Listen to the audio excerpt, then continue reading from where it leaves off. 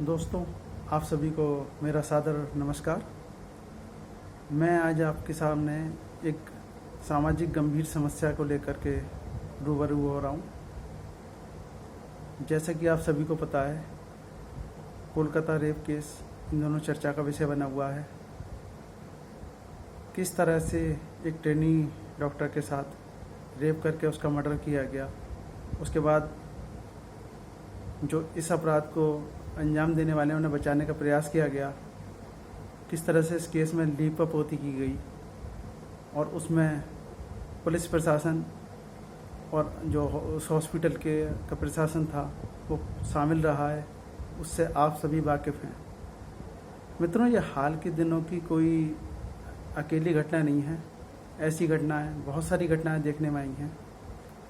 आप सभी को पता होगा कि अयोध्या में किस तरह से एक नाबालिग बच्ची के साथ रेप करके उसको प्रेग्नेंट किया गया। उस केस में भी अपराधियों को बचाने का प्रयास किया गया।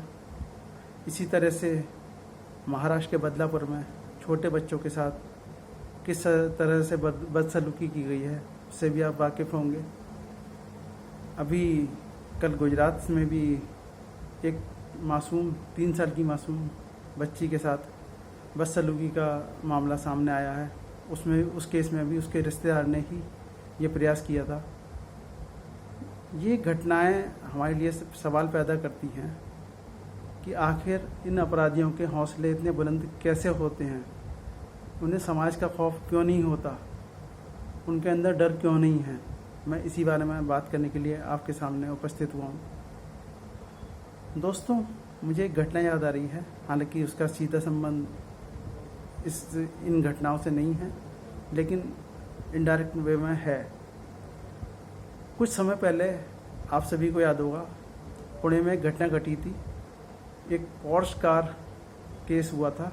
वो आपको याद होगा कि किस तरह से एक नाबालिग ने अपनी गाड़ी के नीचे कुचल करके 2 इंजीनियरों की हत्या कर दी थी। और वो जो नाबालिग था वो शराब के नशे में था, लेकिन उसको बचाने के लिए प्रशासन की ओर से भी प्रयास किया गया, पुलिस की ओर से भी प्रयास किया गया, न्यायपालिका की ओर से भी प्रयास किया गया, लेकिन जनाक्रोश इतना था कि ये प्रयास सफल नहीं हुए। तो ये चीज़ हमें बताती है कि हमारे देश में अपराधियों को बचाने वालों की कोई कमी नहीं है। एक ये बड़ा कारण है कि अपराधियों के हौसले बुलंद होते हैं।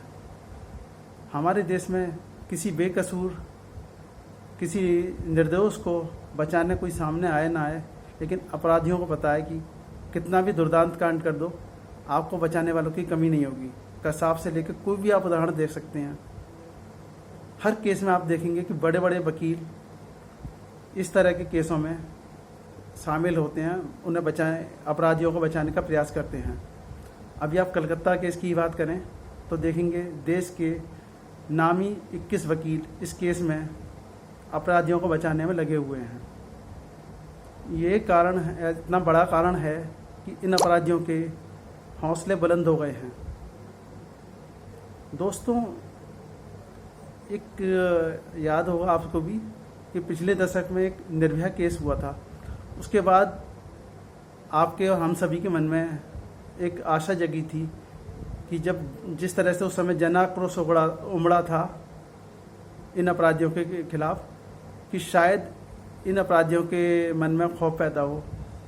तत्कालीन सरकार ने भी जो है दावा किया था कि वो इतना कड़ा कानून बनाएगी कि अपराधी इस तरह के अपराध करने से पहले 100 बार सोचेंगे। लेकिन हमें लगता नहीं कि ये अपराधी 100 बार तो सोचिए, एक बार भी इस बारे में सोचते हैं। मुझे तो बिल्कुल नहीं लगता। मुझे लगता है बिल्कुल ये सारे अपराधी बेखौफ हैं। क्यों? क्योंकि उनको पता है कि कल को अगर वो बचे आएंगे तो उनको समाज स्वीकार कर लेगा। इसी तरह से इनको बचाने वाले लोगों को भी हम समाज में स्वीकार करते हैं, इनका बहिष्कार नहीं किया जाता। ये कारण है कि इन अपराधियों को बचाने वालों के हौसले बुलंद होते हैं। हमें इस बारे में गंभीरता से विचार करना होगा।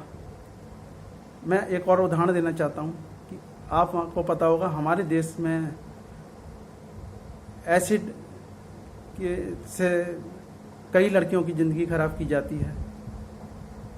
इस तरह के केसों में भी यही देखा गया है कि जो विक्टिम होता है, जो लड़कियां होती हैं, उनकी भले ही ज़िंदगी खराब हो जाए, उनकी शादी हो या ना हो, लेकिन इन अपराधियों की जो इस केस को अंजाम देते हैं उनकी ज़रूर शादी हो जाती है, उनको समाज स्वीकार कर लेता है, उनको कोई इसलिए डर नहीं होता।